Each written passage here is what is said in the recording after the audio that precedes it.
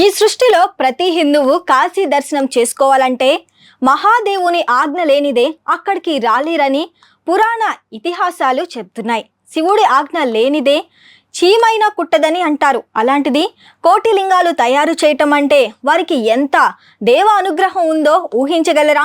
అయితే ఒకటి కాదు, రెండు కాదు, ఏకంగా కోటి లింగాల అభిషేకం ఏ విధంగా ఉంటుందో ప్రత్యేకంగా చెప్పవలసిన పని లేదు. అది కూడా స్వతహాగా తమ చేతులతో తయారు చేసిన కోటి లింగాలను కాశీకి పంపించి అక్కడ నిమజ్జనం చేస్తే ఎంతో పుణ్యం లభిస్తుందని భక్తులు విశ్వసిస్తుంటారు.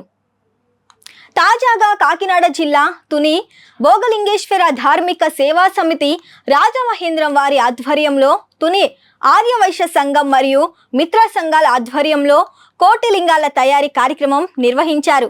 తునిలో సుమారు రోజుకి 200 మంది మహిళలు లింగాలు తయారు చేసినట్లు తెలుస్తుంది.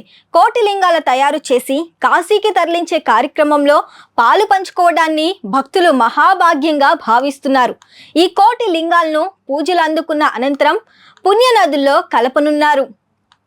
ఏది ఏమైనా చక్కని ఆధ్యాత్మిక కార్యక్రమం కావటంతో జిల్లా వ్యాప్తంగా ఉన్న భక్తులంతా ఈ లింగాకారాలు తయారు చేసే ప్రాంతానికి చేరుకొని జిగట మట్టితో చిన్న చిన్న లింగాకారాలు తయారు చేసి మహాదేవుని నామస్మరణ చేస్తూ శివయ్య సేవలో కొనియాడుతున్నారు.